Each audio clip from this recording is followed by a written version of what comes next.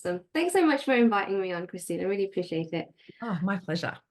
So I'm Jitixa Raniga. I'm a virtual CFO, as Christine's just said. So I support CEOs across Australia. I focus on cash flow mostly, but we're kind of working towards the long-term profitability and then the business growth. So of course, we dive into the number side of things, but ultimately, I help my clients get that confidence and that clarity to make informed decisions with the data that I provide, with the support that I provide. And it just becomes less scary and we can start moving forward and start seeing that growth in the business. Yeah, awesome. Awesome. And so let's dive into some questions. So when it comes to supporting the types of businesses that you like to support, do you want to share maybe firstly who you like to support? Yeah, so most of my clients are women. They have businesses that generate between $500,000 and $2 million revenue. They've got to that point where they're growing and they can't handle all of that, the number side of things themselves, and they need that bit more support. So, you know, most businesses have a bookkeeper or a client, accountants, but they're not getting that one-on-one personal month-by-month support in the business. So that's where I fit into the grand scheme of things. Yeah, So I've perfect. got clients both, you know, service-based and e-com. So I haven't niched industry just yet. Yeah. And so tell us about, like, obviously, I'd love for you to share actually, firstly, what a CFO is compared to an accountant, because I know a lot of people in different levels of business may not have heard of a CFO before, or might have heard of it, but don't know the difference between getting an accountant or a bookkeeper compared to a CFO. Yeah, so obviously the accountant and bookkeeper are essential, you know, support functions in any business. They kind of do the compliance side of things, the tax, the BAS, the income, you know, the income tax side of things, all essential. They do provide some sort of reports, but then you're kind of left to it by yourself. There's not that support to really understand those numbers. What do they actually mean? What impact that's going to have on the business. And then there's what I do differently is I'm a little bit more future focused. So we do a lot of planning ahead, which many accountants don't necessarily do. It's more historical. A CFO tends to look, you know, 6 months, 12 months, 2 years in the future and find out where the business is going to go. We can identify gaps and opportunities and work together as a business partner. Yeah, love it. And so what's your favorite part about what you do? Obviously, I love it when they start understanding the numbers, but it's the little things that I love when they say, oh, I was able to go to my daughter's sports game because she's not stressing about things anymore. They're able to, you know, confidently tell me, oh, I'm going to put in a flash sale this month and I know my margins are going to be X. Like I'm not having to do everything for them because I've given them so much confidence to say, I can do it myself. I know it's going to work. I Love love it. that. Yeah, that's the best, isn't it? Like, I feel like that's my favorite thing about what I do with my clients is to have them get to the end of working with me and be like, I've got this. Yeah. I've bloody got this. Yeah, love it. So tell us a little bit about what you notice with the business owners that you work with. What do you notice are some of the mistakes that people make when it comes to scaling and what they need to pay attention to with their numbers? This is not just my clients. I think this is generally what I find when I speak to a lot of people, is regardless of the size, they could be, you know, quite new or they could be in business for 10 years. This is very common to hear. I've got an accountant, I've got a bookkeeper, they sort the numbers out. They'll tell me if something's up. And so the business owner has kind of delegated this responsibility of knowing what the numbers are doing. I think that's one of the biggest ones, that not actually looking at the numbers. And I think part of that is because many people don't know what to look for. Mm, And if you've not been taught what to look for, you're not going to know where, you know, if you're going into zero, for example, you might know that there's a profit and loss account. That's not great, but then what do you do with it? So I mm, think the mistake is not being curious about what information is already available, like it's at your fingertips. I think that's one of the biggest mistakes, not looking at that. yeah. And with that, they may just look at it, but it's that curiosity piece that's missing.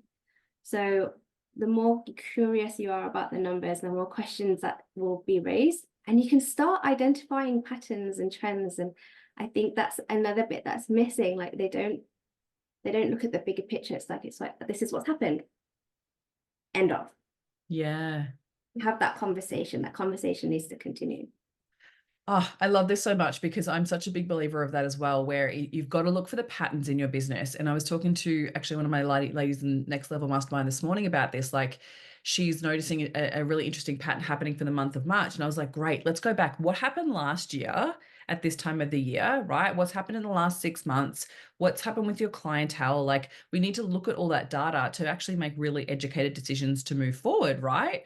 So it's one of those things that I feel like a lot of hesitation or a lot of doubt around knowing your numbers can come from so many different things, right? It could be mindset. It could be like having doubt and fear around it because you've never been taught, like if you've never educated yourself. And I think one of my favorite things to always tell people is to get your financial team in order, but also be open to asking questions and play, like be almost like be the beginner, be okay to be the beginner and be like, I know nothing, tell me everything. It's the first conversation I had with my accountant when I first started my business. Like, even though I understand business and I teach business, I said to her, I'm not an accountant. I don't have your brain inside my brain. So I want you just to tell me everything as if I know nothing. And then if I have questions, I can ask, but please don't assume that I know something and you just don't tell me. And because that set up our relationship so effectively right from the get-go that now, you know, if she's actually quite excited to share more stuff with me. So I think that's one of the things too, like you obviously want your clients to be confident with what they're looking at, but there has to come some type of element of like really getting to know their numbers, and getting completely outsourcing it without being across it is disempowering, right? Yes, absolutely. And I think there's a lot of social media. I see a lot on social media about, oh, I hate numbers, it's scary, I don't know what to look at. And so people think it's fine to just continue to be scared. And I think just ask. Your accountant, your bookkeeper, people like me, we're all willing to like give you a little bit of a few hints. This is what you need to look for. And again, with social media, a lot of the things that you read so heavily focused on revenue. So there's people will just look at the revenue that your business is generating, and they miss all the other exciting things that are in there. So, again, you can ask questions like, okay, yeah, I made $100,000 this year, but then where did all that money go? Like, ask your accountant, where's it going? What can I do to improve that? And I think those are the things that once you start scaling, they're the really important questions to start asking, what's actually happening in my business. Right? Because you don't want to get to the end of tax time and then be like, oh, look at all that profit I made, but I don't know where it is. My bank account's empty. So what are some of the opportunities you like to look for in a business?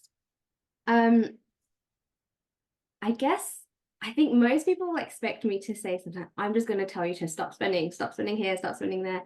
But it's not just about the stop spending. Obviously, if I see something like that's really, visible to Of me, it's course, like, yeah. spending too much. Yeah, I'm gonna say something. But it's the other things, like I'll notice if margins are quite low, I'll say, this is maybe your selling price isn't quite right. I also notice things like because I don't just look at the numbers, I look at other things as well. So if I find that my client needs to grow and scale, I'll kind of suggest where they need to be investing in their business as well. So like for me, for example, when I was working with you, I knew that my sales skills weren't that great. So I invested in that part of the business. I've just spoken to a client this morning, and I know that she's got a big warehouse.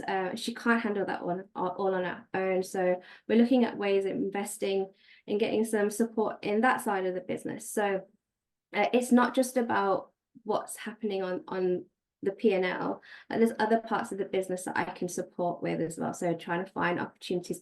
If you get an ops manager on board, you're going to be able to have X amount of time to then go and sell your product. So those sorts of things are really important conversations to have. That's it. It's actually making really empowered financial decisions, right? Like not just like hoping, wishing, and praying. It's like this is the plan and we're future focusing it. So we're building and scaling with a purpose, but also making sure that there's money to make. Yeah. Like I don't, yeah. Exactly. And you don't want to burn out either. Like you've put so much effort into it, and then you want to grow, and you've got all these ideas, but then if you're just on your own, it's really hard to do that without burning out. Yeah, absolutely. What's another thing that you notice within business owners that mistakes they make when they scale? Yeah, winging it a bit. It's that um again, one of my clients, she did so well. Oh my goodness, she's grown such an amazing business and has grown, but has kind of put these sales on and invested in certain things without really knowing what impact that's going to have in 6 months' time. I Mm. think the change in having the data behind her decisions is huge. So having someone on board to say, yes, that's a really good idea, but how have you considered this? It's just like, yeah, I find a lot of them, it's like, oh well, everyone else is offering 50% off, so I'm going to offer 50% off too. And it's like, well, can you You afford can't. Yeah, sometimes you can't. I see that with Black Friday every year, and I'm like, please don't go and do some sale just because you see someone else doing a sale. Like, it actually could be really detrimental to your business. And if you're not profiting from it, like, one, sometimes it can be a marketing tactic, like you're actually bringing in cold people that have never known you. It's a brand new client to your business, and that's worthwhile for longevity. But so other times it's kind of like, well, hang on a minute. If you're just doing a sale and you haven't looked at your numbers to see where it's even doable, you could be literally giving product away for free. Like, it's ridiculous. It happens all the time. I've had clients in the past where when I've actually looked at what they're offering, it's like, yeah, so this whole range that you've got going on is loss making, like without even it doesn't cover any of your other costs. Like you're actually selling it for less than what it's worth for you to Yeah. make. Crazy. Oh my God. Mhm. How does work with a business like that? That's crazy. Yeah, it happens What a about lot. service-based businesses? Is there anything else that you notice with service-based that go a little bit wrong? Um, yeah, again, pricing is a big one. Um, I find a lot of women that I work for don't value themselves, which is something I probably do myself as well before I was working with you. But yeah, pricing, there's that real fear of charging a reasonable amount. So again, they'll see what's happening in the market, and then I'm just going to offer a little bit less than that. So, well, that's not going to get you to the goals that you want. So how are you going to pay yourself the 5,000 that you've said you want to pay when you're offering a service at, like, you know, £10 or something, $10, still doing pounds. Yeah. So, so pricing is a big one, and just minimizing that burn rate with service-based clients as well. A lot of people have that shiny object syndrome, so they'll sign up for like a multitude of different apps and subscriptions and stuff, and say, well, hang on, like, what is it that you actually need in your business? What's actually going to move you forward? Can we condense these subscriptions into something that's a bit more inclusive of different, different functions? So we do a lot of that as well. Yeah, beautiful. So maximizing the expenditures. Yeah, for sure. Yeah. And I like, I know that you're using some terms that maybe is across some people like have never heard of before. So if there's any terms that Jitixa is using, please tell us in the chat so we can explain. Because she just used a term called the burn rate. This is actually something that I teach in Elevate. Of course, it is an elevate word, isn't Yeah. it? So it won't make any sense to anyone that has never done Elevate, because it's the way that I look at our expenditures, our operational expenses in our business. And it's basically going, okay, so how much money does your business need to make in order to cover costs, right? To cover all your expenses, all your operational expenses, and then how do you factor yourself in a wage with that as well? And then how do you create a thrive rate so you can actually thrive? Because one of my biggest things is being conscious of not just focusing on surviving in your business. You've actually got to focus on thriving, because what number you choose in your head, if you're like, oh, I've just got to make this much to cover expenses, you literally will just stay at that level, right? Because you're focusing on the wrong thing. You've got to focus on thriving, not just surviving. I was just talking to someone yesterday about that. It's just exactly that. They're like, oh, I've moved from 510 to 5K to 10K. I'm really nervous about increasing that again. It's like, well, why do you have to justify wanting to increase that? And she's like, oh, because it's enough right now. And I was like, well, why can't you have more? And I think I had the same conversation with you as well. It's like we all do it. And just having someone to like bounce that out with is just so Yeah. helpful. Right. And question it, because how often we just limit ourselves and we think that that's just because, right? And if that actually, without actually someone saying, well, but why? We just keep doing the same thing, right? And then you're like, well, actually, I could. And you don't have to justify it. Like, let's stop justifying anything. If you want something, go for it, right? Completely legitimate reason. You don't have to explain it, justify it, nothing. Let's stop doing that as women. So I want to open the floor to any questions. Is there any other questions that you have for Jitixa? You can either pop it in the chat, or if you'd like to pop your mic on, you're more than welcome to ask as well. Is there any questions you have? Go for it, Hannah. Hi, can you hear me? Yeah. Yeah, okay, good. Sorry, my neighbour's being super loud. I guess what your advice, so like I'm about a year and a half into business, and like obviously want to make six figures, multi six figures as well. So do you have like one thing that you wish you knew when you were early on, or when people are early on in their journey to know, or something that I should focus on, or when I'm looking at my numbers, like what I should be looking at, I guess. I don't have zero. That was one thing I have not invested in because I don't see the value in it for where I'm at the moment, because I'm all over my spreadsheets. But yeah, maybe I'm not tracking something. Obviously, I've got my expenses and income, and I'm looking at kind of the hours that I've worked and what my hourly rate would be based on that. I track all the metrics for my project, so I know, what I've charged versus what I worked, and then what my hourly rate kind of would be from that and the profit. But it's like, how do I, sorry, yeah, I'll leave it at what your advice would be.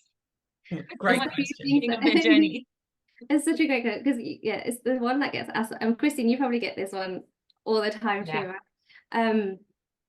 There's a few things that you said. So obviously you're tracking your income and your expenses, but I always suggest tracking your cash as well, because your cash and your Yes. all of that is very different things. Yeah.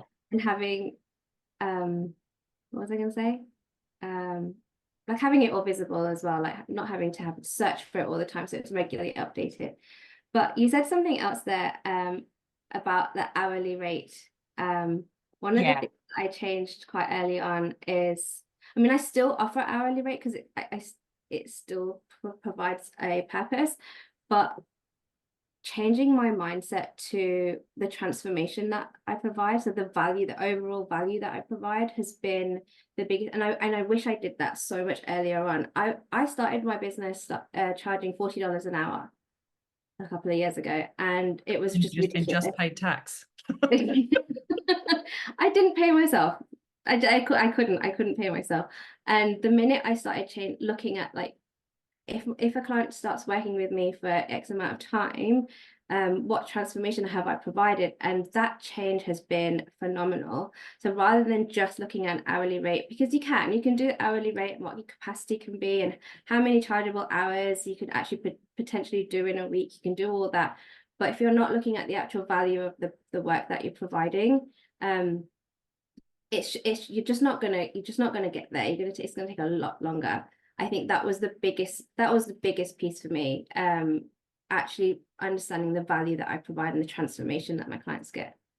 I know that's probably not a number crunching answer to your question. Christine, did you have like anything else to add to that?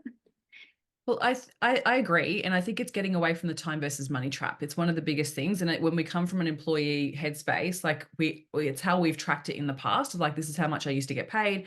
Ideally, when you're in your business, you want to get paid more. Like, how do we factor that in? And I think there's two pieces there that I think you're trying to get across, Jitixa, is it's just the mindset of getting away tracking time versus money. But secondly, it's actually learning to communicate your value with your pricing too, right? So then you're not also communicating your value based on time, because people don't buy your time, they actually buy the outcome and result that you create. Yeah. Did that answer your question? Go on.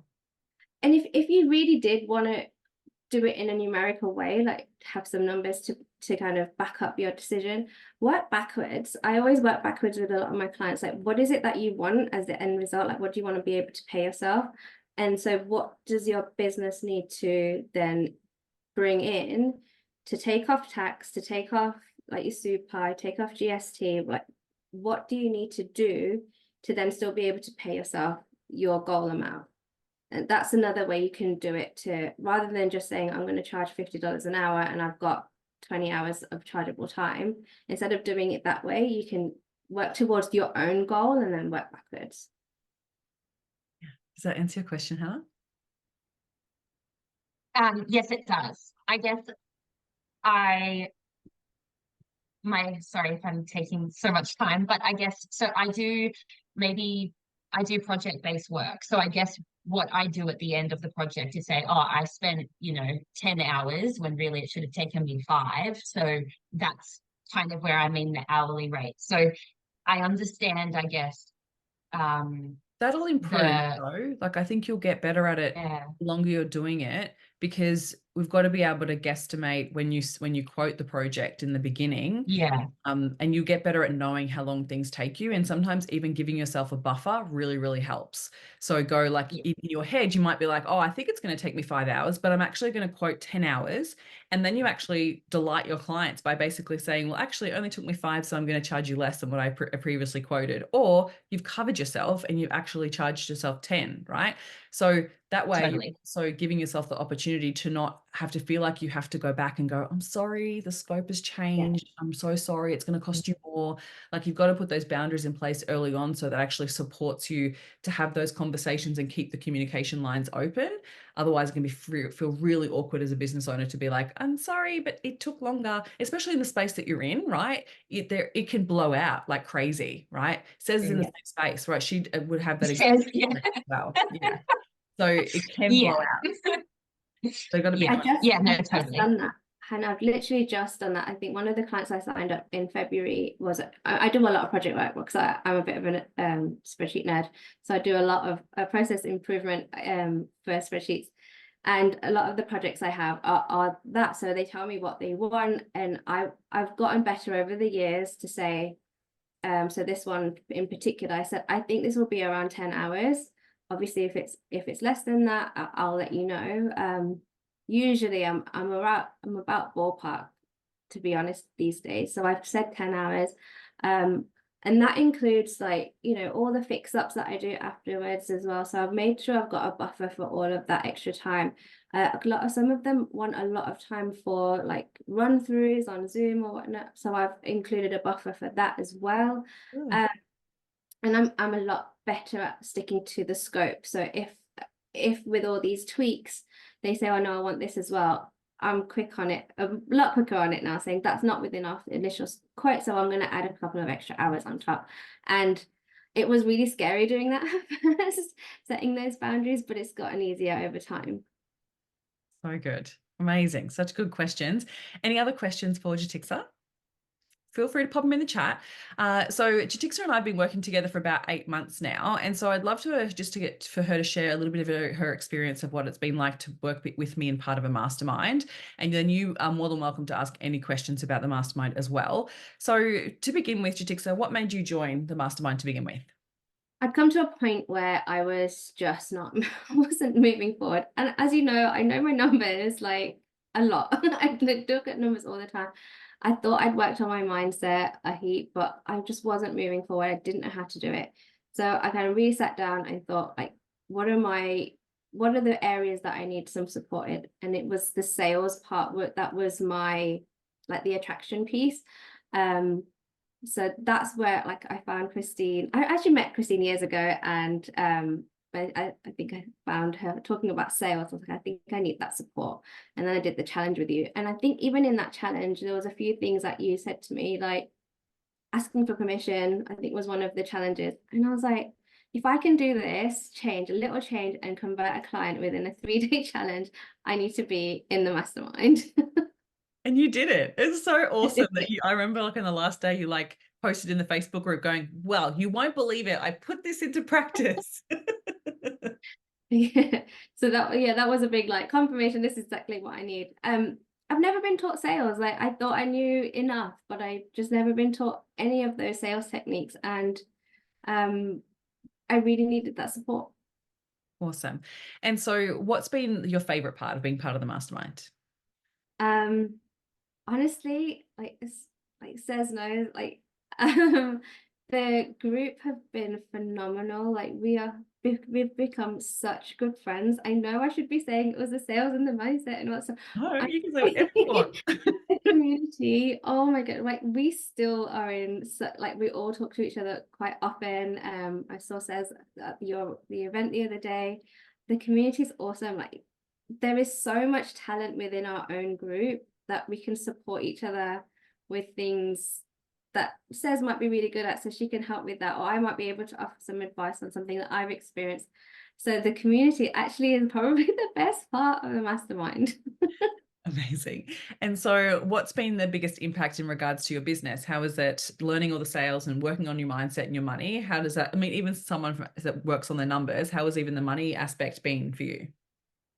The self-belief, the growth in my self-belief around the money that I can actually generate, the charge, like what I can charge for my services. Oh my goodness. I think I've changed my pricing 2 or 3 times just because I know that I provide a really good, valuable service. And that mindset piece around the money and knowing that that money is going to be there. I trust that money is always coming my way. But I had no expectation about that at all. And that's been such a big shift. I think my income's definitely grown, obviously, in that time. But my goals have changed. In fact, I changed my goals with you yesterday, and I know I can do it. And I didn't have that confidence. I have never been this confident about my business before, ever. I love it. And I think you shared on one of the last group calls, you were like so proud because you were like, I haven't checked Seek in such a long time. Yeah, I always used to have a little eye. It's like, oh, if a part-time role comes up, I'll apply for it. I just haven't even looked because my business has grown. I've got some amazing clients, and I'm attracting the really nice clients at the moment. I know my services are like on point. I've got some really great ideas for passive income coming my way working with you. Yeah, like I am so excited about where my business is going to go to, and I know I'm going to hit that next goal. Like I've hit this first one, I'm going to hit the next one. Hell yeah. Hell yeah, we're going to make that happen. That's amazing. Thank you. So happy for you to share this with everyone. I'd love for you to share, what about the, how did you go with like joining the group calls, and tell us a little bit about the background of like getting access in Slack, and how did you utilize all the resources? So Slack was a new thing for me. I'd never used Slack before, but it's really, really easy. Like I have the app on my phone as well. So on the go, I can kind of just communicate with everyone. It can be, I've tried to allocate certain times as well. I try and time block my day as well. So that's really easy to do with Slack. The Kajabi app as well has been really awesome because I've probably overshared that I do listen to some of the videos in the shower. So having like all the videos and the visualizations and all that kind of stuff on my phone on the Kajabi app is so cool. And the calls just having them in my diary. And I think I've pretty much been to all but one, I think. Even if I haven't done the work, because sometimes life gets busy and I've got, a lot of things going on, just being in the room and listening to everyone else's conversations and questions, like it's inspiring. I can turn the video off and say, okay, let me pull my finger out. Like it's just that accountability to say, well, they're doing it, I need to be doing it too. Yeah, awesome. So good. And so what do you think has changed in your business since? And again, I think I said this to you yesterday. I'm not my business. My business and me are very different things. So I need to treat my business like I would like a client's business, like treat it with a bit more respect. I'll do more planning with it, block my week out. It's just a more organized approach. And I think the things that we talk about on the calls and the way that you coach us has really helped me take that to my clients as well. So I think I serve my clients better as well because I'm treating it more professionally. Oh, that's awesome. So good. So good to hear. Amazing. So what would you say to someone who's considering being part of the next round? I think I've told everyone to be a part of the next round. I don't think there's anyone I've not told to be part of the next round. Like if you're serious about wanting to grow your business and just learning sales, and 100%, if you've worked on your mindset for 100 years, you will still have more things to work on. If you're serious about making changes and making some improvements, like there is no reason not to join. Love it. Amazing. Thank you so much for taking the time to share with us today. I really, really appreciate it. It's been such a joy to support you every step of the way. You've been so much fun to work with. So I really appreciate it. And I just love seeing the breakthroughs. Like there's been so many different breakthroughs through different live calls where you're like, I think I'm not charging enough. Like there have been moments and I'm like, oh amazing. Like, I just love to see that, because I'm not the type of coach that's going to be like, you have to put your prices up. That has to come from you. And I just love that you've had that beautiful evolution along the journey. And so that's why you've done 2 rounds with us now, which has been amazing. So I really appreciate you sharing your experience. And I want to open up the floor. So if anyone has any questions, like almost like act like I'm not here, if you feel like you need to do that, you can more than welcome to ask anything from Jitixa. She's so open. So feel free, if you want to pop your mic on, or if you have any questions, you can pop in the chat. Feel free. And I'll just check the Facebook group too to see if there's anyone watching that they have questions. I don't think I've said I'm actually joining Next Level Mastermind as well. Like, I've done 2 rounds of Elevate, but I've got some goals to hit, and I am actually starting Next Level as well. So I'm not done with Christine yet. She can't get over me yet. I love to have that evolution, because that's my goal for people, right? That they go through and like get all the foundations of their business sorted in Elevate, right? Feel super confident with sales, feel super confident with their money, and then be like, okay, now how are we going to scale it, right? Now we can take your beautiful ideas around new income streams and start putting those into practice and start hitting those massive next level, multi 6-figure goals, which is awesome. Absolutely. And I don't have a business, as in I don't have family that have had small businesses. I've been a corporate girl all my life. My family are all, factory workers, supermarket workers. Like, I don't have that inherent like skill set. So being in the room like really, really helps. Like, it's just invaluable. And I do go to networking events and stuff as well, but Christine really makes an effort to know your business inside out. I don't know how she does it, but for everyone that she works with, she like just gets it straight away. So that support is like, you just can't put your finger on how I can describe that support. It's really good. Oh, I'm so glad. I'm so glad that you've been able to have that experience. That's what I really want to make for the Mastermind. So I really appreciate that. Well, thank you so much. Really appreciate it. Lovely for coming in and sharing that with us. If there's any other questions, I'll make sure that I pass them on to you. I've shared Jitixa's links. I forgot to add your Instagram. I'll pop your Instagram on the Facebook group as well. So if you have any questions, feel free to reach out to her as well. She's going to be more than happy to answer any questions you have. So really appreciate you coming in today and answering those questions. Thank you so much.